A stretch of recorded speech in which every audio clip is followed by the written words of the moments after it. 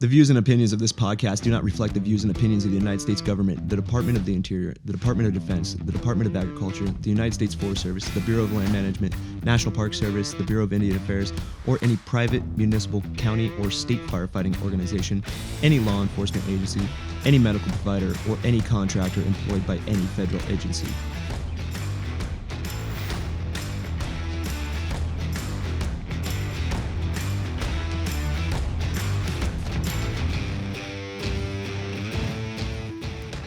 All right, ladies and gentlemen, welcome to another episode of the Anchor Point Podcast, episode number 5.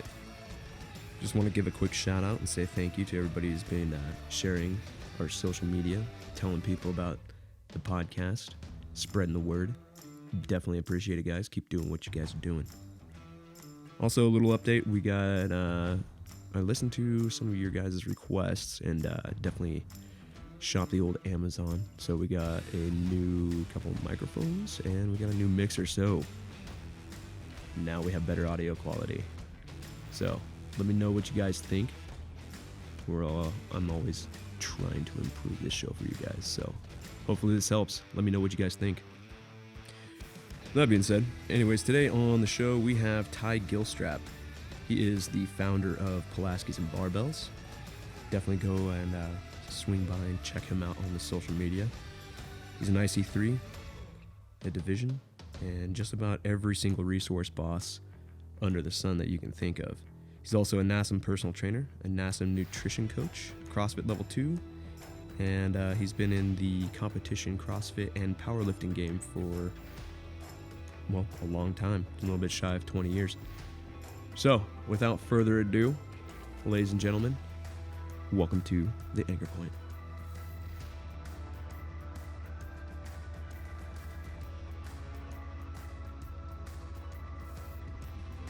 It's unfortunate. Yeah, because, well, we're close in that operating scope. Where we operate is often near those places. And I don't want those fucking people working on me. No, exactly. Yeah. So, anyways, you ready for this? Guess so. Let's send it. All right. Ladies and gentlemen, welcome to another episode of The Anchor Points. Today on the show, we have, well, you guys probably know him. You've probably seen him about. We have Pulaskis and Barbells on the show. How you doing, bro? Pretty good. How you doing? Fucking A. Doing good, man. Doing good. Cheers. Cheers. Little Sierra Nevada. Got one of my favorite beers. Ruthless Rye, dude. Got the hop solo. Not too bad over here. Not too bad. I do, dude. That's one thing I definitely want to get to go on my show. Is I want to track down Ken Grossman from Sierra Nevada, and have him on the fucking show and tell him, or like have him tell us the story of the campfire ale that they did. Okay. Yeah. No, what was it called? Do you remember what it was called? I can't, but I remember when it came out. Yeah, Perseverance Ale or something like that. Something like that. Resilience Ale. Yeah, dude, that was some good shit too, and all the collaborators that were in on that. No, that was cool. Pretty cool what they did for them. That was amazing. That's hugely beneficial to that community. So, introduce yourself, man. Well, Ty Gilstrap, own Pulaskis and Barbells. Kind of a little background. Been doing Wild on Fire since 2005. Started as a seasonal. Day after high school, still hungover as shit. Went out on fire. Trying to hold it all down and whatnot. So, but yeah, 2008 got on full time as an engine operator. From there, 2009, my captain actually left, and then I took over as the captain from there on. 2014, I actually ended up leaving the BLM, and then going to do more fitness and do that route. That's when you kind of got into the whole like Pulaskis and Barbells thing, but it was a different thing then. Yeah, so I didn't get into Pulaskis and Barbells till 2017. Okay. But like, I'll get into it a little bit later about like all fitness background. But as far as that, left and moved to Phoenix and actually was working at Urban Warfare CrossFit and coaching there. Eventually loved it. And then back home, I was from Kingman, Arizona, went back there and then actually ended up buying into the gym there. Started coaching there full time and whatnot. Then went and actually started doing structure fire. And then with the department we're doing, yeah. It's like I was a recliner jockey for a little bit, but, running medicals, lift assists and shit. So yeah, a lot of that, getting the old lady off the toilet and all that fun stuff. But we actually did a lot of wildland and stuff. They were big into it, and with the quals I had, they really took benefit of that and just utilized me. And then I was pretty much gone most of the summer. That's pretty bitching though. So no, it was actually pretty cool. I actually really like the structure side. It's kind of unheard of though when you have like a structure department that's actually like where you're out all fucking fire season. That's Almost rare, just dude. about, yeah. That's super rare. So I probably went out on 5 details that summer.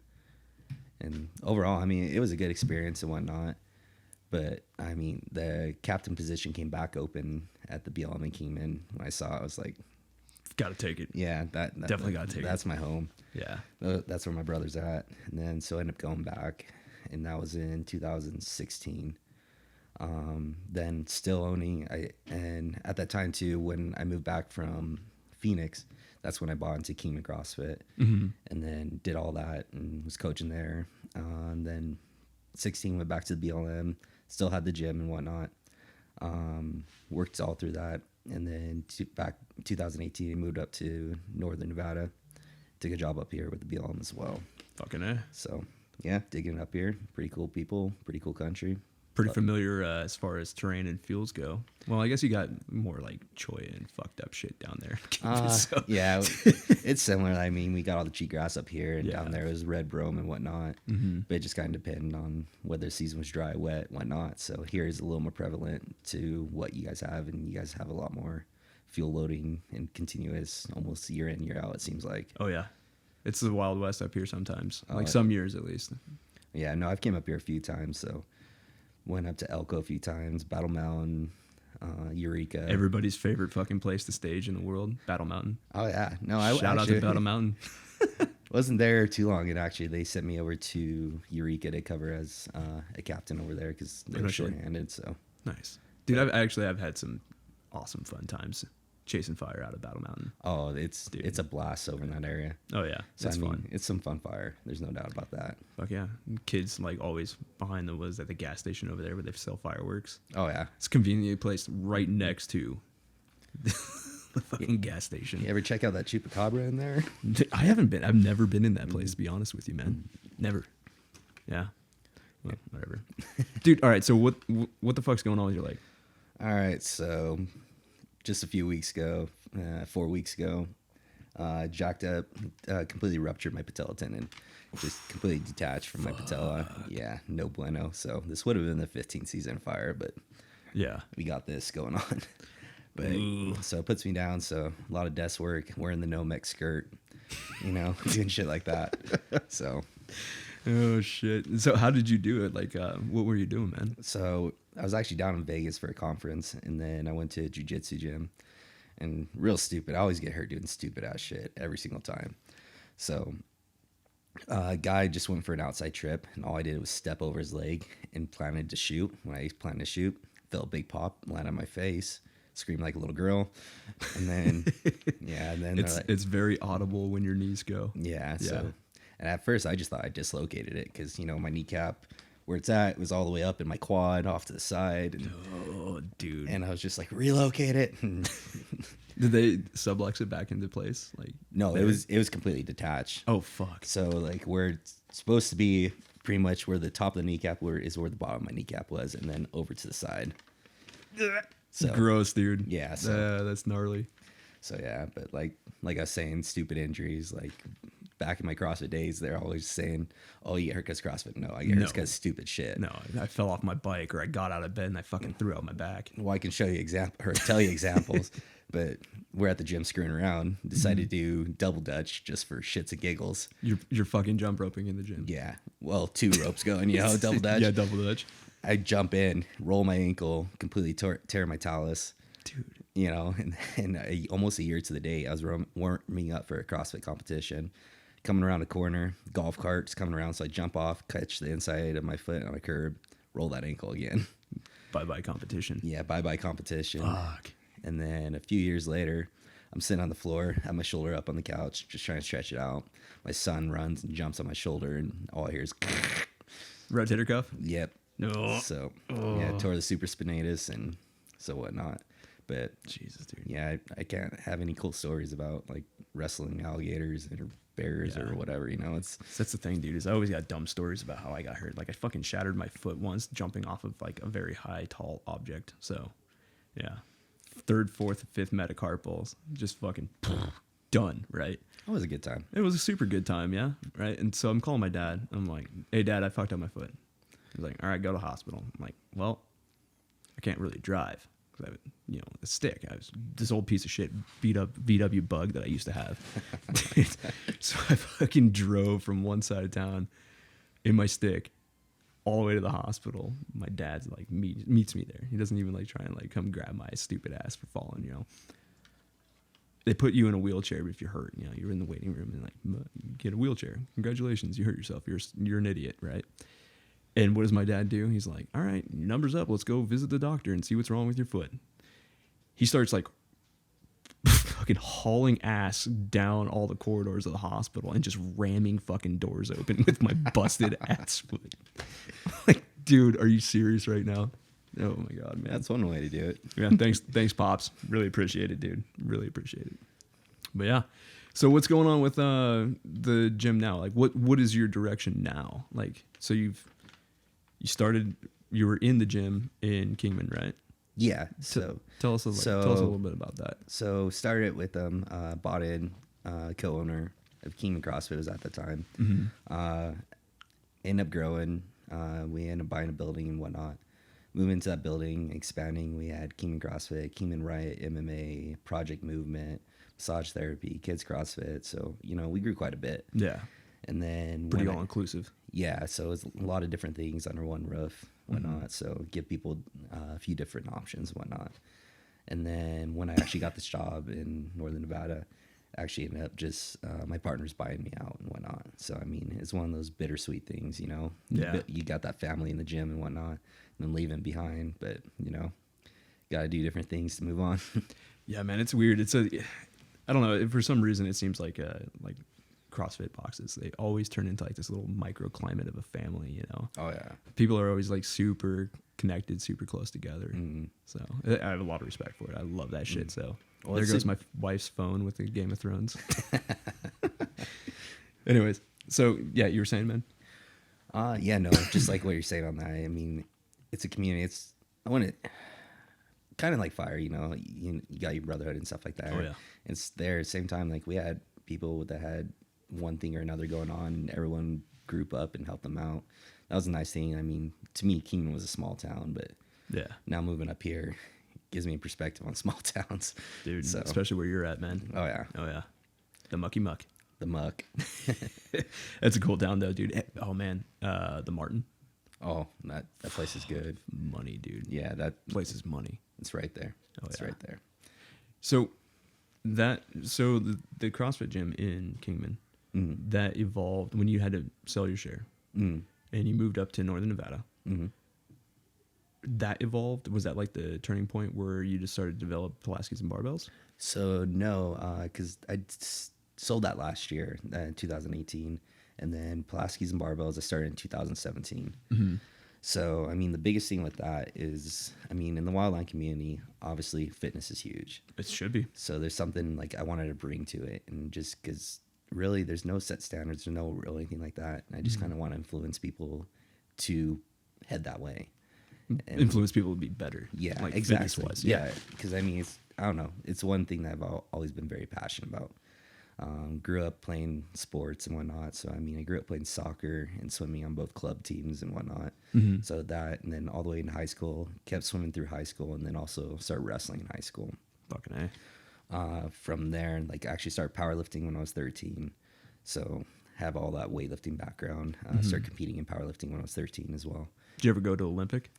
Not until I got into CrossFit. Really? Yeah, because it wasn't really anything that was known to me back then. It's kind of like an under the radar kind of technique thing. It kind of is, and Yeah, it's still something to this day. I mean, if anything, powerlifting screwed me up for all ages, bad habits, and Yeah. I got my biggest weakness was probably my strength. I just muscle through everything. The technique was horrendous. The best way to put it. So that's a cool thing about Olympic lifting, though, is man, you could be the strongest motherfucker in the world, but if you don't have the technique down, there's no way you're gonna pull off like Oh no, a snatch or whatever, you know. I've seen these 110-pound girls showing me up, and I'm just like, God damn it. I didn't see that. No rep. No rep. No, didn't count. Oh, that's funny. So with Pulaskis and Barbells, like it's your mission to give back to the community in a sense, like as far as fitness goes. And who does your programming? That's all you? So yeah, no, all the programming is done by me. It's just kind of because in this field, you know, it's very muscular endurance, muscular strength, cardiovascular. And with this, I'm just trying to hit the HIIT, you know, high intensity interval training, just to cooperate that. Just trying to do all the different things so like they can hit all the different areas. Yeah. So, I mean, a lot of it is in a gym setting, which I'm going to try to take it over to more where it can be in a field setting as well. Like, I don't know, I've seen some of the old videos where I'm one arm overhead squatting with my pack and I mean, look like a goober, but at the same time, you know, I do that shit all the time. So I do that shit all the time with my students out in, when I actually am down at academy. Like, this is all things in the past, but I'd have them doing like fucked up shit, like doing kettlebell swings with their pack. There we go. I think it's important though, like you gotta vary your exercise program, your PT program, or else you're gonna get diminishing returns, or you're gonna expose yourself to injury. Oh, exactly. Yeah. I mean, with our field and stuff like that too. I mean, overall, I mean, we go through a lot of stresses. We go through a lot of fatigue. Out on the line, it's just little sleep, poor nutrition, piss poor nutrition. Which that's another subject I can Dude. get on. Oh. We'll get on in a sec. Oh. But just on all that, I mean, the biggest thing you can do is overall a good strength training program plus like exercise, just in general, you know. And it's one of those things that it's just not very looked upon. They kind of overlook it, and that it pisses me off to no end. Oh yeah. It should be more mandatory, in my opinion. It should be. Yeah. So I mean, like that's one of the things I honestly think they should. In this arduous position, they should be making this mandatory across the board and requiring it and holding some kind of standard to it. Because I mean, we all know there's few people that are like, how are you going to be out here? Yeah. How are you going to hike? Are you going to go tango on me Yeah. like halfway up the hill? I'm going to like, peel your ass off of it, dude. Yeah, I don't need your ass going tits up. Yeah. I mean, you're 300 pounds. This can take me a while to hike your ass down. Dude, So- you're going to need a small army to peel them off the hill, So man. exactly. Well, we were doing like all of our litter training, and like we were doing like running through the TRS and like the skeds and all that shit today. And I don't think those guys, because these are new like EMTs and first responders that are in this like training program that we're doing, I don't think they really understand the gravity of how much energy it takes to peel somebody off the hill. You know, like I was a light dude and I was in the TRS. That's not big. Not a big deal, man. I'm 170 pounds. If you get a dude that's 220, that's a different story. Oh, and it's completely different. I Oh, mean, yeah. You pretty much need a shot crew, and you're gonna have to order one up just to get someone off the side of the hill. Fuck yeah, dude. So I mean, it's just those things are so essential to this position that, and some people don't take it serious enough. And We should be. And that's why what I'm trying to bring fitness to the fire line. Yeah. Overall is my overall goal. And that's the thing, man, is like our fitness standards are, I'm going to tread lightly here, but the pack test, that's our only fitness standard. It is. That's it. I mean, that's our only fitness standard. And with that, I mean, if you can't pass that test or barely pass it, You might want to reconsider what you're thinking about getting yourself into, because that should be like the easiest part of your job. exactly. Yeah. So, I mean, yeah, I don't know. And even like, I'm sure most people are familiar with the Blm Fitness Challenge. We just did ours Tuesday. Yeah. Oh, nice. So something like that, and just kind of incorporate it into like some kind of standards and stuff like that. Yeah. And I mean, it's still not going to relate to what we do on the line. No. At the same time, it needs to be higher standards. Fitness needs to be more of a priority, and they keep just pushing it back. So this is something I'm trying to hope to introduce and open people's eyes and just bring it to them. Well, that varies from agency to agency too. It so, does. I mean, there's huge discrepancies between like the Forest Service or the BLM or the national parks or whatever. We need to I think we need to get on the same page, because fitness is important. It could very well save your life one day. Oh, good. Good. There's no doubt about that. Yeah. So imagine sprinting up a hill to like a deployment zone or something like that. Typically, you don't want a deployment site up at the top of the hill, but sometimes that's all you got. But fuck, man, being in shape could save you. Yeah, and that was one nice thing back in Arizona. We had FMO that was all about fitness, and Yeah, it was mandatory. that's good. 1 hour a day at minimum. At a minimum. At a minimum. That's so good. There's times we'd be going over, as long as we didn't have other shit to do, obviously. Yeah. But I mean, he was pretty awesome. So, and that's one of the things I just wish more people would be like-minded with that.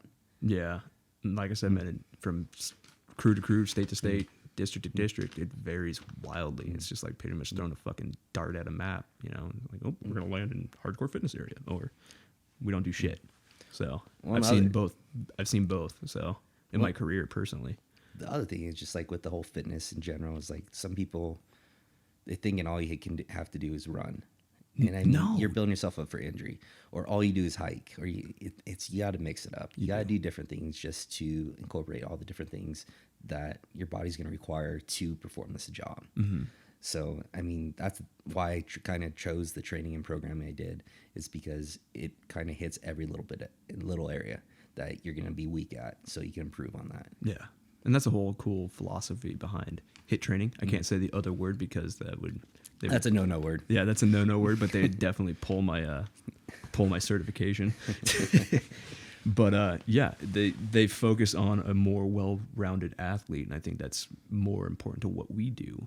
We're not specialists in anything. I mean, fuck, we can go from being a mechanic one day to being a firefighter the next day, you know, hiking up a hill.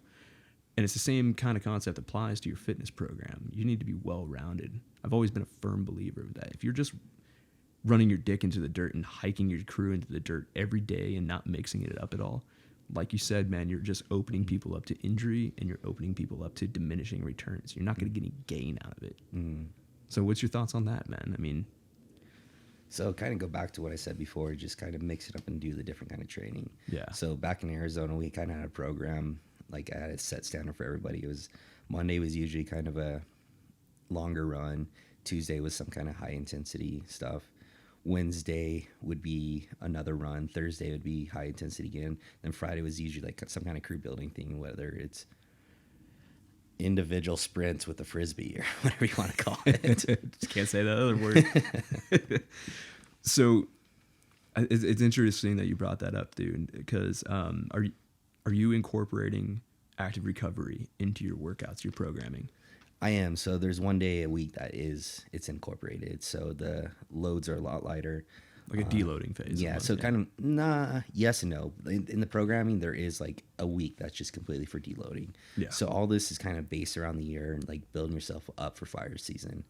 And then fire season, like I'm going to try a few different things during the season because we're always out on the line and whatnot. So something you can still incorporate out on the line if they still want to do it. Yeah. And then in the winter, of course, every time it's in fire season, people are like, screw that, I just want to drink beer, you know? So That's where I'm at. So I'm always there. So no, but with that, just trying to figure out the programming and stuff like that. It's been going on for 2 years and just kind of adjusting. And like I've gotten suggestions from people coming like, hey, there's some stuff, we don't have all this equipment. How can we do it? But at the same time, I'll get constant messages about like, hey, what's a different way I can do this, or how can I scale this down to my ability? Scale is important. So scaling is huge. Huge, dude. We get all these people with huge egos and whatnot, and they try to throw all this weight around, and that's not. I mean, Good luck, bud. yeah, exactly. And that's been as a gym owner and a coach and stuff. That was one of the things that pissed me off most.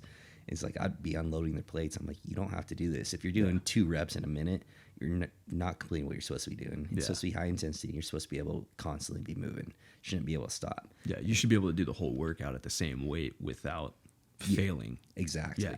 Shouldn't fail. If you're failing, you're doing too much weight. Yeah, way too much. And that's just the same thing. If you incorporate that to the fire line, you're hiking up to the side of the mountain, you know, and stuff like that. If you're having to stop every 10 steps, what is that saying, you know? Something's up. So You gotta listen to your body, man. exactly. So, Yeah.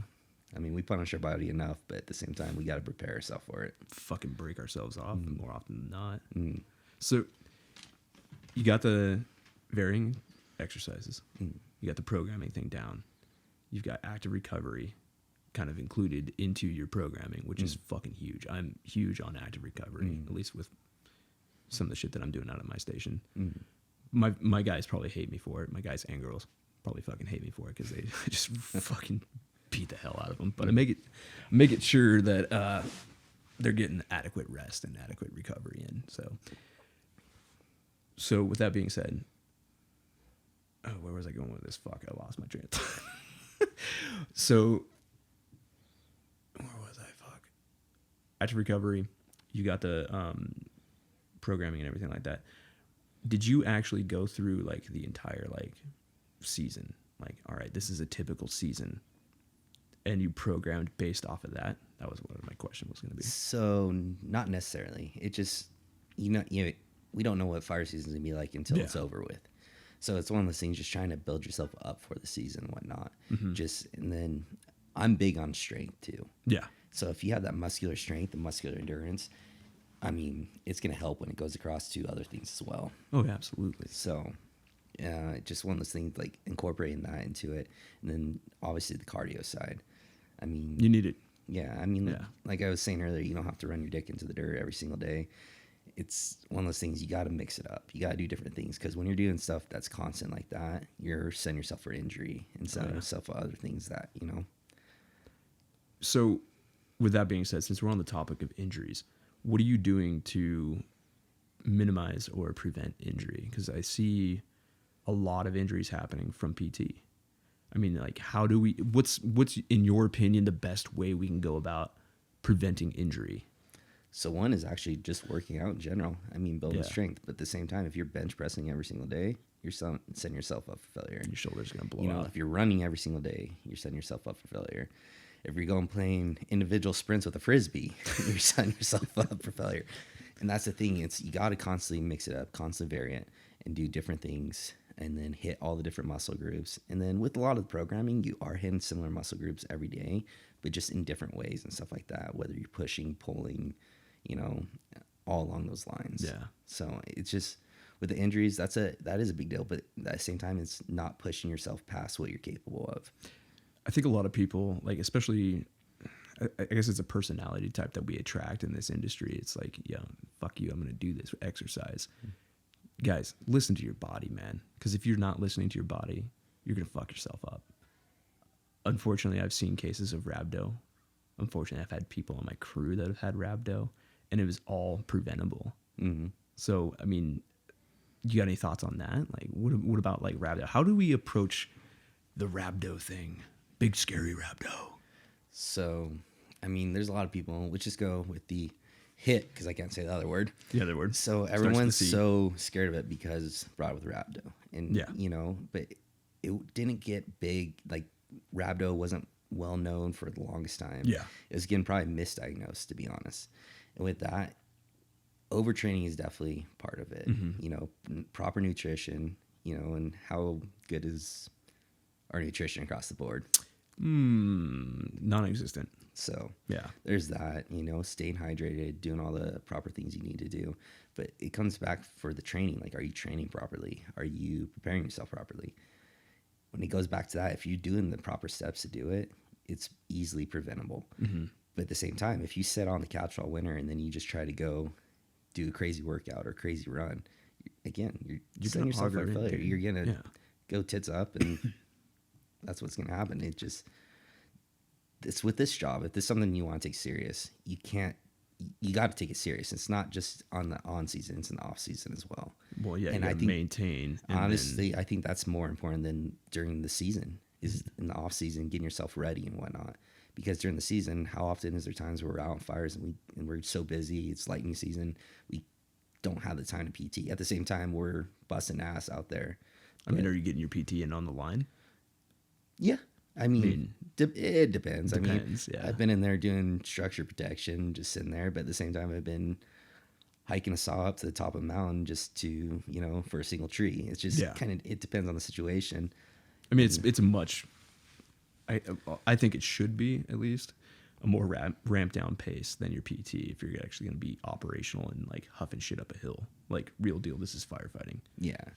So, and that was one thing. Like, you got to evaluate it from that point too. If like, hey, lightning's coming in, okay, let's ramp down this PT. Let's do maybe an active recovery day. Let's do something just a little bit lighter. Yeah. But at the same time, like, I still believe every day you need to be doing something, whether it's even just stretching. Yeah. Whether, and that's another big thing that, I mean, especially with guys, we get away from.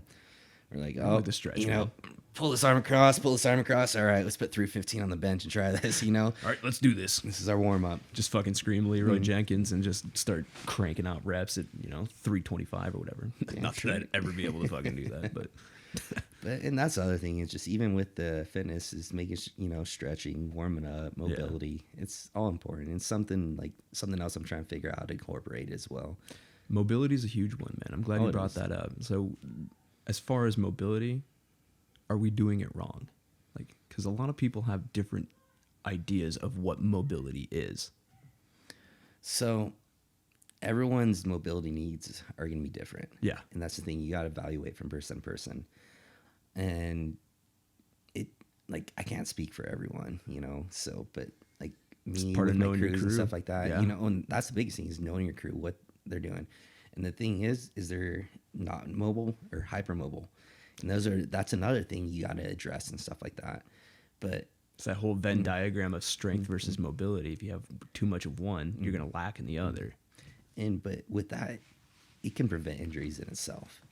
Just doing things like that. And like, I'm guilty of it, just I'm super guilty of it, dude. So, I mean, like I got horrible shoulders mobility. I mean, my traps almost touch my ears. So yeah, at the same time, I mean, it's one of those things, and obviously got shoulder problems, but obviously from stupid shit as well. But yeah, I mean, fuck, I fractured my hip once. Was snowboarding, so it's like, how do you recover from that? Mm-hmm. Stupid shit. Don't do stupid shit. Moral of the story. About that. I don't know, man. I think that's just kind of one of those things that every firefighter is. It's like just a personality type, I guess. But it's not fun unless there's some element of danger involved with it. I don't know. I can completely relate on that. Yeah. But another thing with it, not just mobility, but the nutrition aspect. Dude, huge. So, I mean, do we have to eat a perfect diet all the time? No. Fuck no. But you do need to watch what you eat. Yeah. We're firefighters. We like to, well, I wouldn't say like to, but we're eating a lot of shitty food. Well, I mean, how many times have you been on the line and like food unit just hands you a fucking hot sack of garbage full of Uncrustables? Oh, I'll get to that in a sec. But like I say, there's a lot of time we're eating shitty food. We're on the road a lot, so traveling, like I'm here for training all this week, so I'm constantly eating out and whatnot. Fucking gas station burritos and shit. Yeah. Well, I try to avoid those because I don't like ass piss and whatnot. But along those lines, I mean, most firefighters, we like to drink.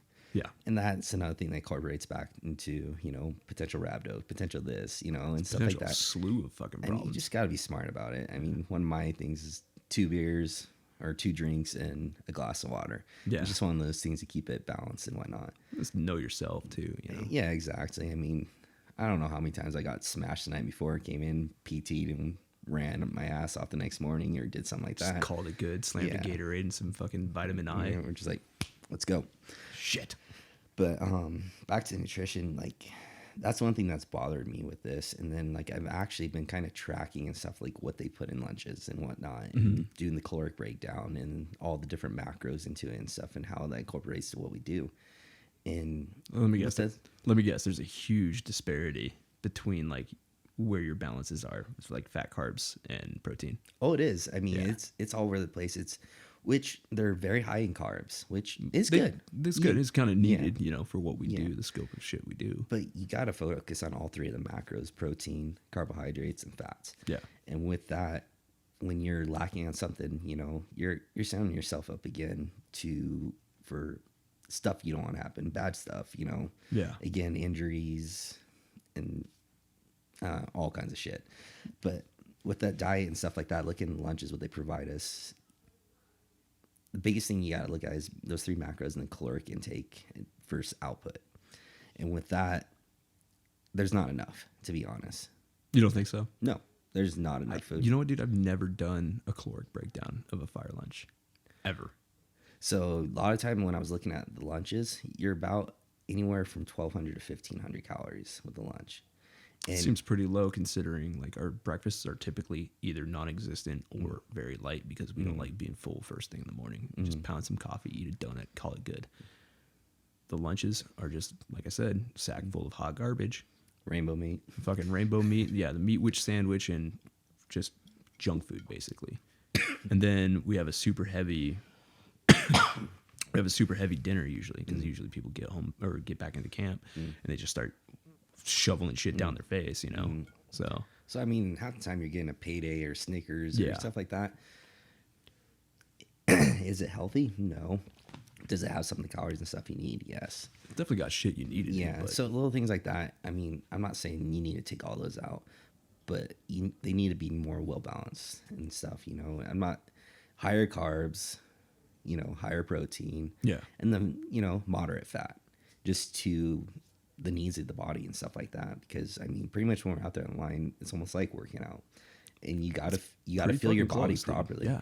And then, I mean, there's been a bunch of different studies of how firefighters are burning anywhere 5,000 plus calories a day. Mm-hmm. And I've seen not that study. feeling that. Was that MTDC that put out that study? It was like, I think so. I believe the so. average hot shot Mm-hmm. puts out about, their caloric need to not go into deficit per day is like 6,000 to 8,000 calories. It's fucking insane. It's insane, yeah. Yeah.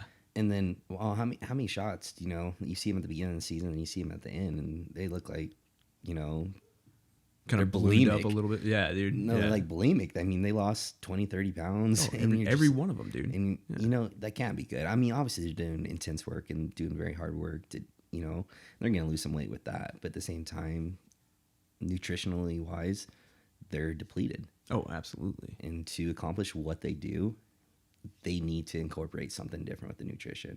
And the thing is, with, like I said, I was recording all this and just, I'm trying to figure out something to approach and bring this forth and be like, hey, you know, there's all these case studies with this. This is what you guys are feeding us. How is this beneficial to what we do? And that's the thing, dude, is it's not beneficial. Like I said, sack of hot garbage. No, pretty much. That's I don't know, put it man. nicely. Yeah. If you, speaking of hot sacks of garbage, have you seen that dude on Instagram, the fire line lunches or lunch on the line? I don't think I have, no. He fucking takes pictures of his shitty fire lunches and just posts them. And, like, he does. Well, it's kind of cool though, because he actually does like a macro breakdown and all that stuff and like what it contains, like everything: carbs, protein, fats. It's kind of neat. Shit, I'm gonna have to actually check that one Yeah, out. give him a search, dude. He's got some pretty interesting shit, but also kind of provides a horrible insight to like what we're actually eating on the line. Does it work? Yeah, I'm not gonna fucking complain. But could it be better? It could be, but you know, with the whole idea of like perishable items, all that other stuff, like longevity of it, it doesn't. I understand from like a business point of view of why we're getting this stuff, but from like taking care of yourself point of view, you kind of have to do that shit yourself. Yeah, well, and it's not Unfortunately, necessarily like you don't need the salads and organic this or that. No, Like, you don't need that shit. Honestly, to it, more food, less stuff with added sugar. Yeah. And more natural sugar, like fruits and stuff like that. Yeah, still throw a candy bar in there and stuff. It's a nice treat every once in a while. Yeah.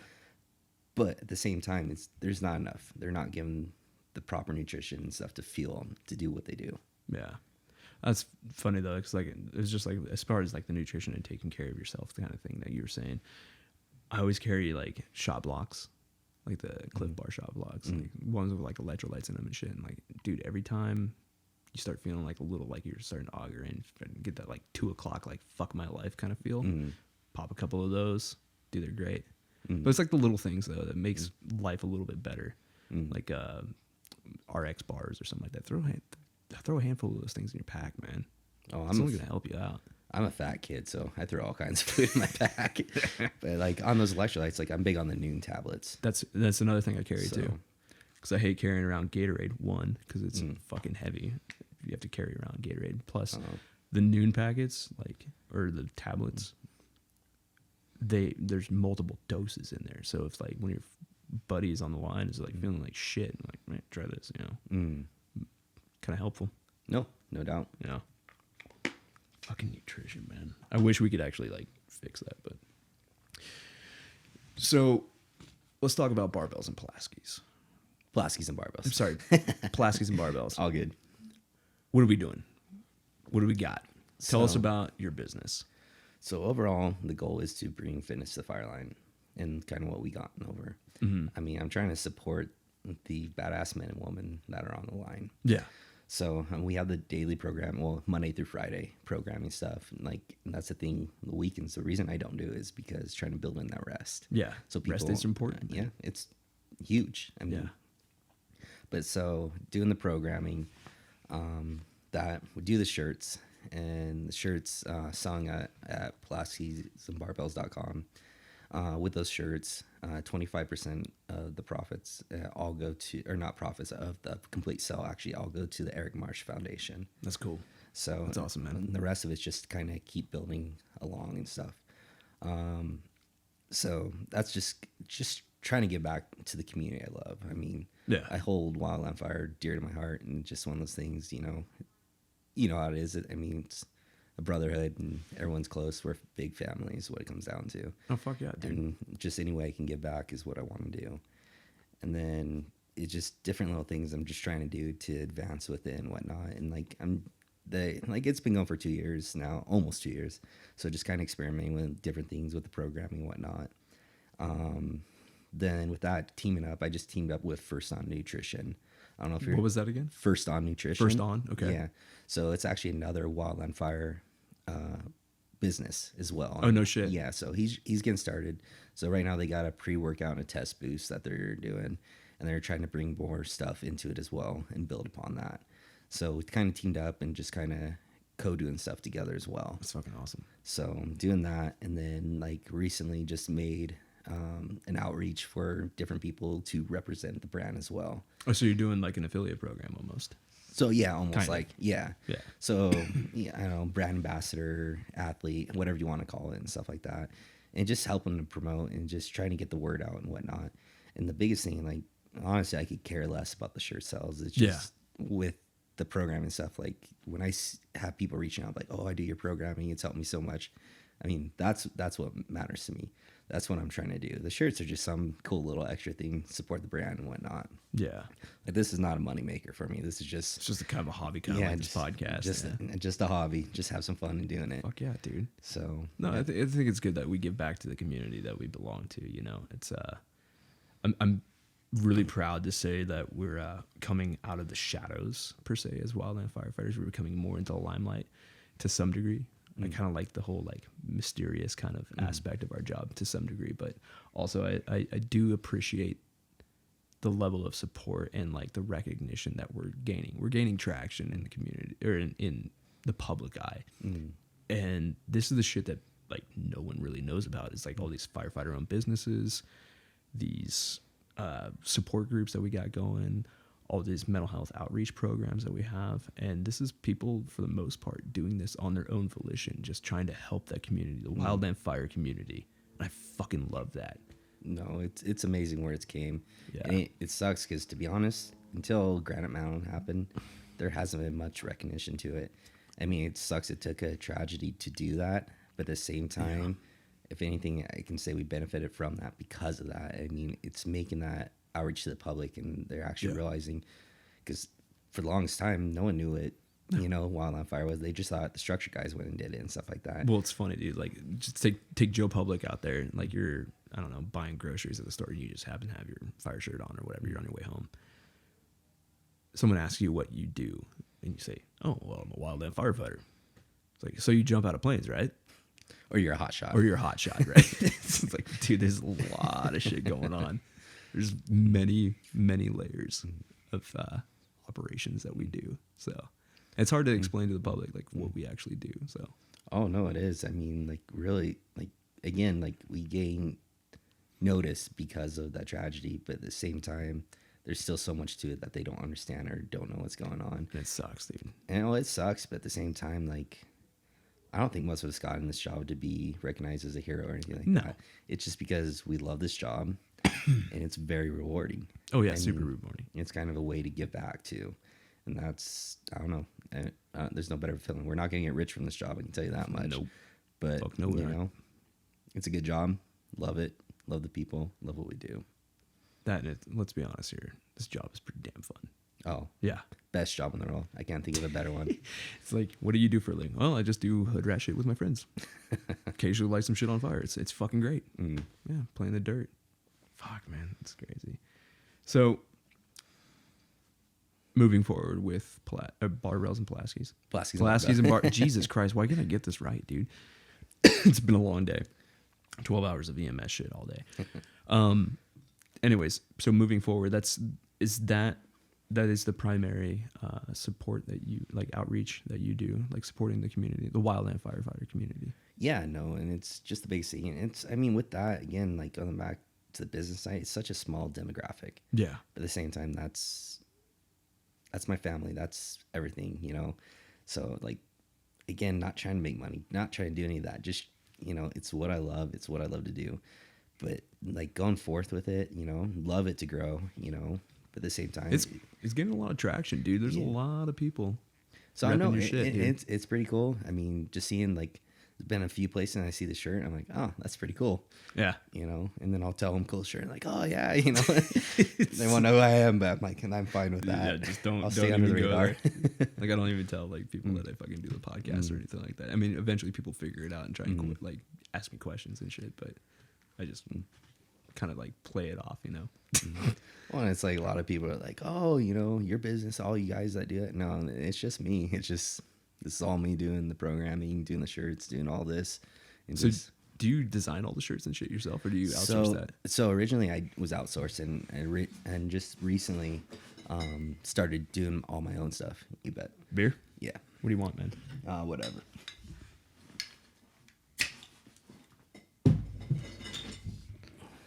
There you go. So, wait, where were we?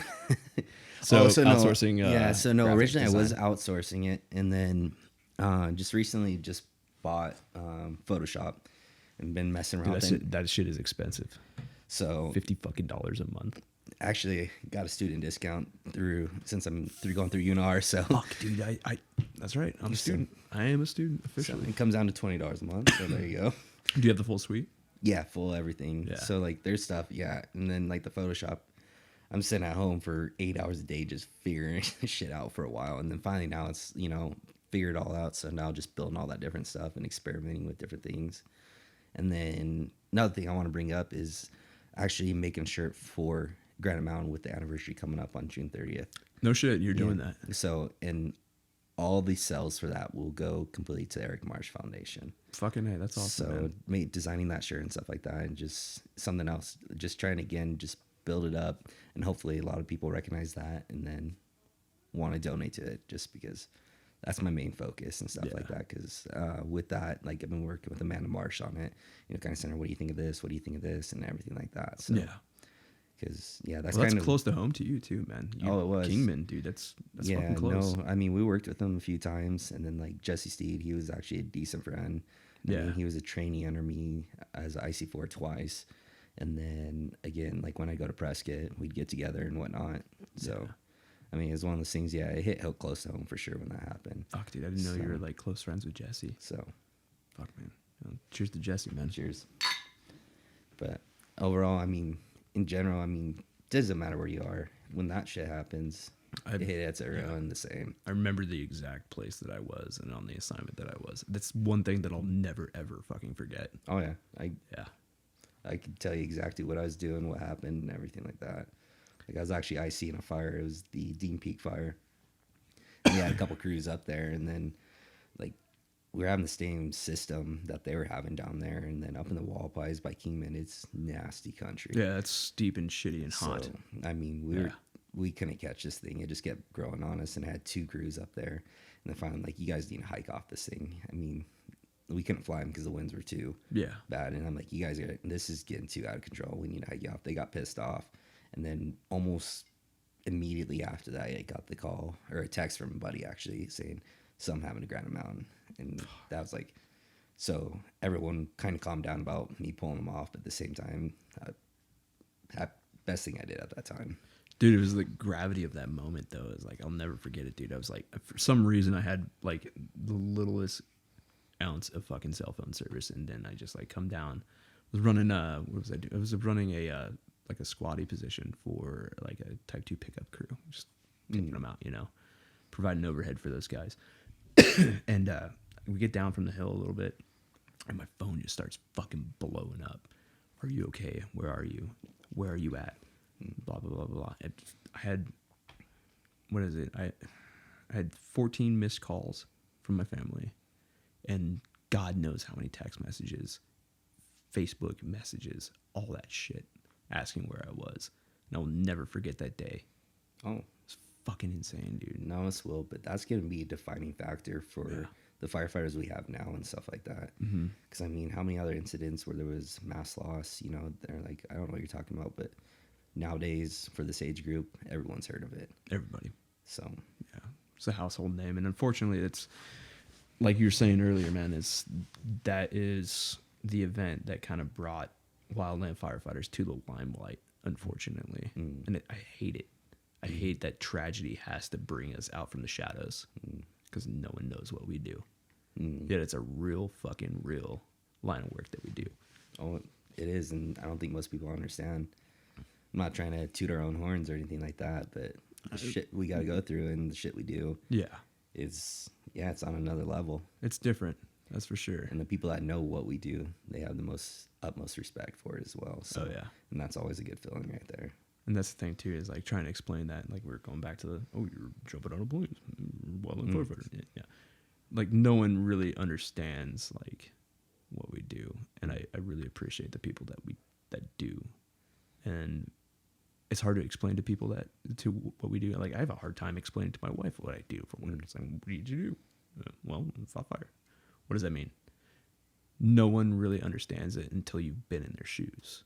Because once you've got a couple seasons under your belt, then you understand. So I mean, it's just weird trying to explain it, I guess. No, I completely agree. It's one of those things, like it's a life experience, and then unless you've been out there for a while, you know, 1 or 2 seasons, then you can explain it. Yeah, you got to have those life experiences because you're gonna have those ups and downs and highs, lows, whatever, and it makes you who you are. I mean, it changes you, and I have to say this job has changed me a lot, and for the better. Yeah, it's definitely changed me for the better.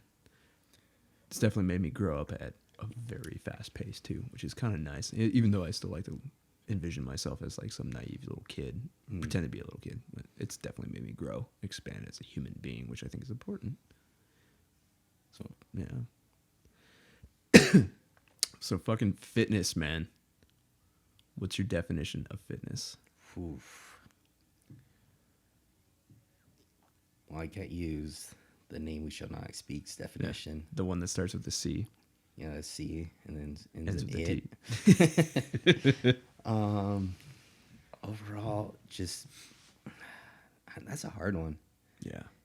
Just being able to do any task that is presented to yourself that would be arduous or taxing on the body. I guess, I don't know, that's kind of off the wall, but same time, it just being fit is not just, I can bench 315 or I can run a 6-minute mile. Yeah. No, overall fitness is being able to do everything good, not everything amazing, or being able to do one thing amazing. It's being able to do everything across the board, you know, cardio, strength, and just, I mean, there's so many different parts to it, but just being able to do it all good.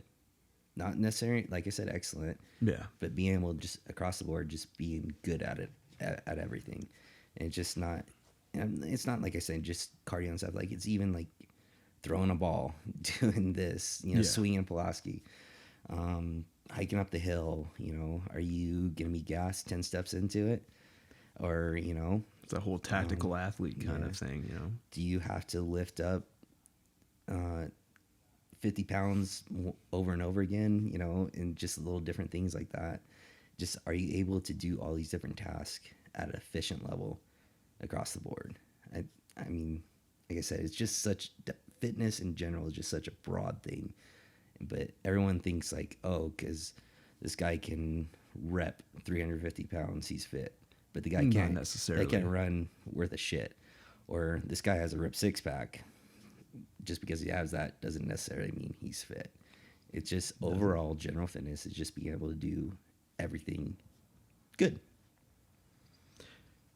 I think my definition of fitness is going to be, let's see, how do I put this into context? The aptitude to suffer, not only personally, but as a team. So it's a very specific kind of like definition I have, but I find a lot of value in a very hard PT program, because if your crew can learn how to suffer together, they become more cohesive. No, that's actually very well put, to be honest. And just, it's one of those things you can't teach people to go into that dark place. Nope. You're in there. Something you got to figure out on your own. It's one of those things like this job, it hardens you. It makes you tough. I mean, that's one thing I've really appreciated from it and what I've taken away from it. But at the same time, when you're PTing together, when you're hiking into a fire, it sucks ass. But at the same time, you look over to the guy next to you, or the girl behind you, or the girl, whatever. You look at them, they're going through the same thing you are. They're suffering too. Oh, yeah. But at the same time, it's just bite down and grind and just learn how to go into that dark place and just keep carrying on. That's what I keep telling everybody that I kind of encounter throughout my fire career is like fitness. And I'm no fucking like astonishing athlete by any means.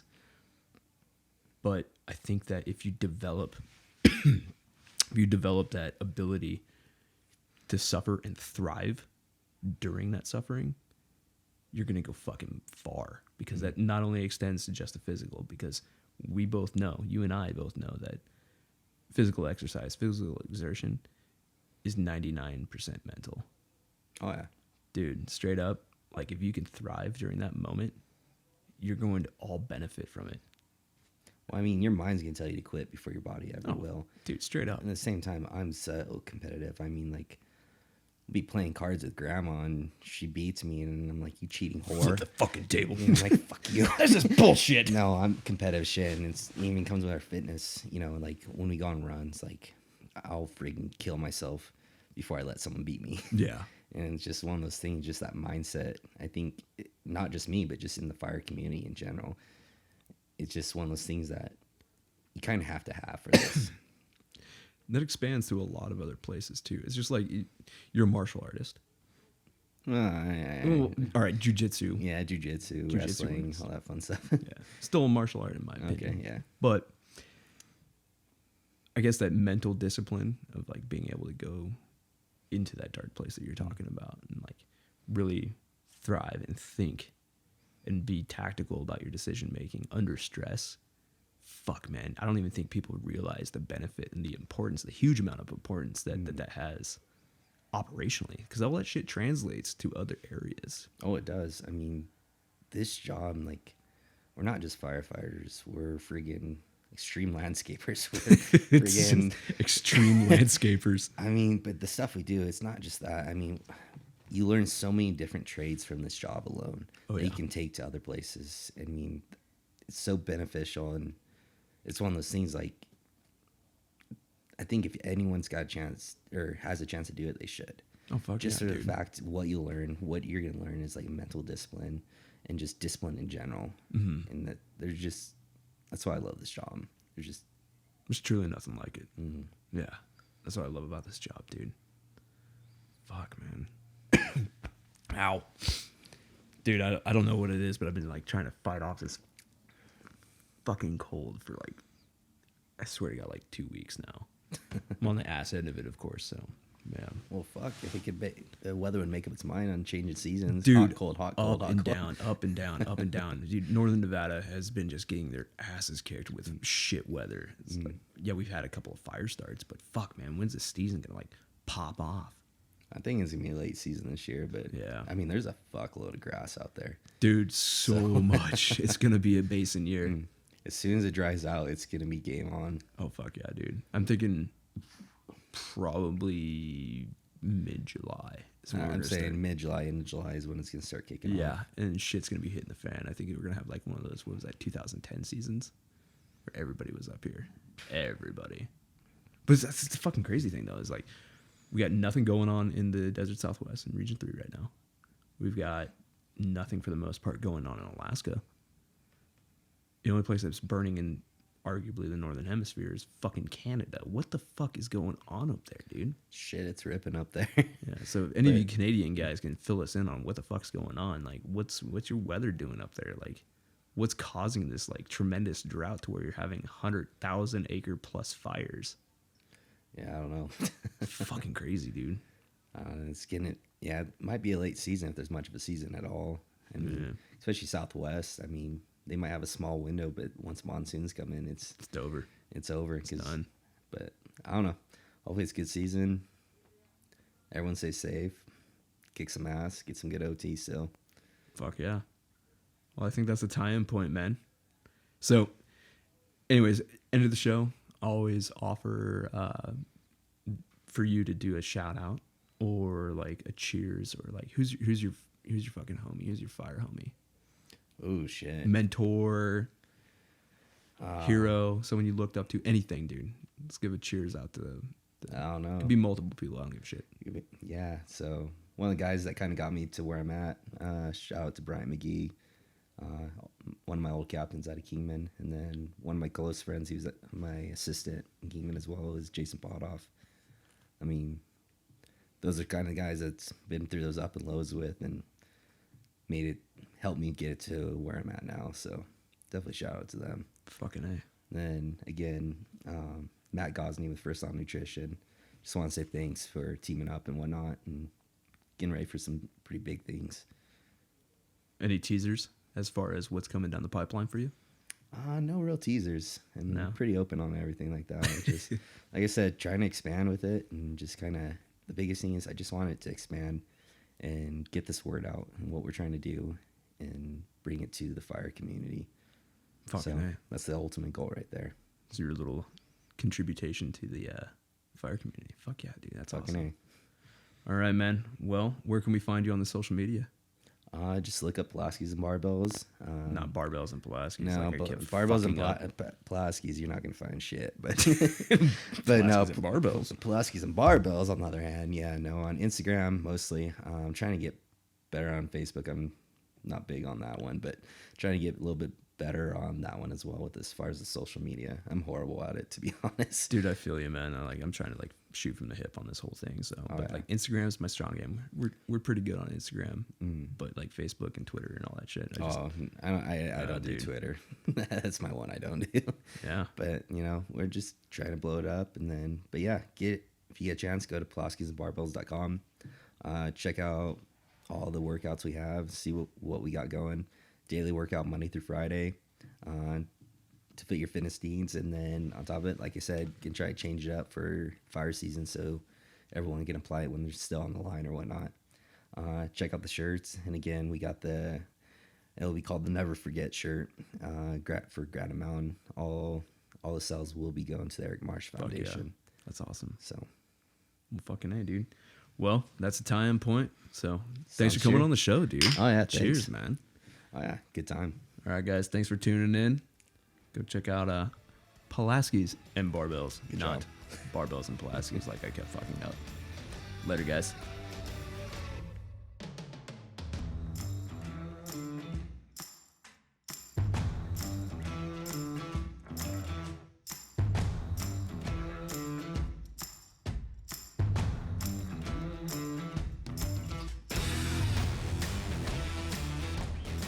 All right, guys. Ty Gilstrap with Pulaskis and Barbells. Ty, I just want to say thanks for coming on the show. Thanks for sharing your knowledge. And keep up the badass programming, dude. That's some pretty good shit you got going there. Make sure you guys swing by his Instagram to get his workout of the day. Also, Ty did us a solid, and he decided to give us a discount code for you guys that are interested in Pulaskis and Barbells. So, swing over to PulaskisandBarbells.com and use code FULLSEND, that's FULLSEND, for 15% off of whatever you order from PulaskisandBarbells.com. Thanks, Ty. These guys are definitely going to appreciate that. Well, just want to say thank you to everybody that's listening. Make sure you guys swing over to our socials. Give us a follow. Spread the word. Let your friends know. Put that shit on blast, man. And if you guys could do us another solid and swing over by iTunes, drop us a review, rate our show, it'd be much appreciated. Thanks for tuning in, guys. See you on the next one.